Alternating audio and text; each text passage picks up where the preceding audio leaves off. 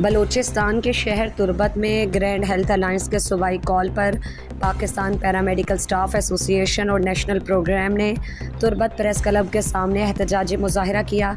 एहतजाज में ज़िला कीज के पैरामेडिक्स और ओहदेदारान ने भरपूर शिरकत की, जबकि नेशनल प्रोग्राम के लेडी हेल्थ वर्कर्स ने कसीर तादाद में शिरकत की।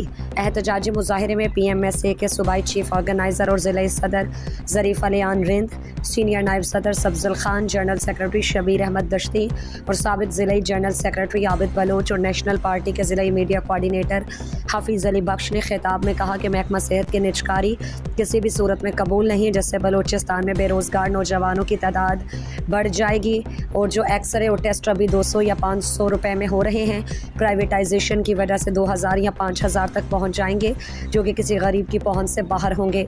पाकिस्तान के किसी भी इदारे को लें, वहाँ मुलाजमीन तरक्की पा चुके हैं और उनकी अपग्रेडेशन हो चुकी है, लेकिन बलूचिस्तान के पैरामेडिक्स महरूम हैं। हमें सर्विस स्ट्रक्चर भी दिया गया है परसेंटेज पर, जो कि हमें नामंजूर है। हमें 100% सर्विस स्ट्रक्चर, वो भी रीस्ट्रक्चर के साथ और अपग्रेडेशन चाहिए। सर्विस रोल दौर जदीद के तकाज़ों के मुताबिक चाहिए। उन्होंने कहा कि लेडी हेल्थ वर्कर्स और LHS हमारे हर प्रोग्राम में शामिल हैं, जो मेज़ल, पोलियो और मौजूदा दौर में डेंगू वायरस के ख़िलाफ़ भरपूर काम कर रही हैं, लेकिन अभी तक इसकी पुरानी स्केल है। उन्होंने कहा कि लेडी हेल्थ वर्कर्स को 9 स्केल और LHS को 12 स्केल दी जाए और नेशनल प्रोग्राम के दर्जा 4 के मुलाजमीन और ड्राइवर को तरक्कियाँ दी जाएँ, जबकि स्टेट सेक्रेटरी के फ़राइज़ वाइस चेयरमैन मोहम्मद अजीम कौमी ने अदा किए।